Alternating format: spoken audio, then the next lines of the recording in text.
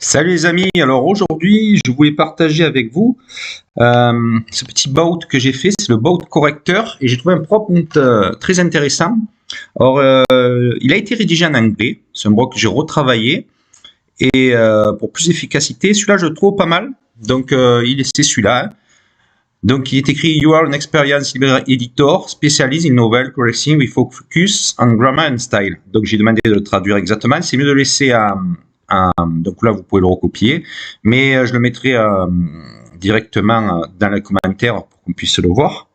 J'ai demandé de le traduire en français, donc en gros, ça dit « Avec mes 20 ans d'expérience dans l'édition de fiction, j'ai travaillé dans une variété de genres, développant une expertise pointue dans l'identification et la correction des erreurs grammaticales et stylistiques, tout en préservant la voix unique de chaque auteur. » Je trouve que c'est bien expliqué, en fait c'est mieux exprimé en anglais quand même. Je possède une excellente maîtrise de langue française avec une capacité aiguë à détecter et corriger les erreurs grammaticales, de ponctuation et d'orthographe. Mon sens raffiné du style me permet d'améliorer la fluidité et la cohérence du texte, tout en respectant le ton et la voix de l'auteur. Je vais entreprendre la tâche de révision grammaticale et stylistique d'un roman. Pour cela, voici les étapes suivantes. Lire attentivement le texte pour comprendre le style et le ton de l'auteur. Corriger toutes les erreurs grammaticales et orthographiques.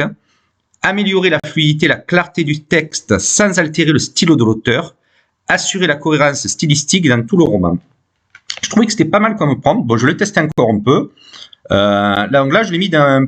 c'est un Bout GPT.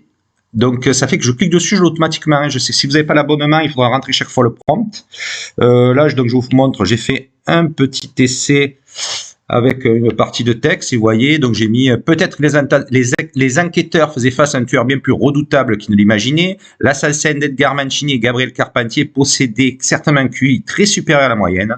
Après avoir discuté avec la doctorante, Anne a commencé à soupçonner que le tueur à la libellule avait élaboré un plan encore plus machiavélique et terrifiant que ce que les policiers envisageaient. Donc le bout correcteur, il me dit « Votre texte est déjà bien structuré et captivant, mais je vais apporter quelques ajustements pour le rendre encore plus fluide et cohérent tout en respectant votre style d'écriture. » Donc voilà ce qu'il me propose, hein, je vous laisse lire.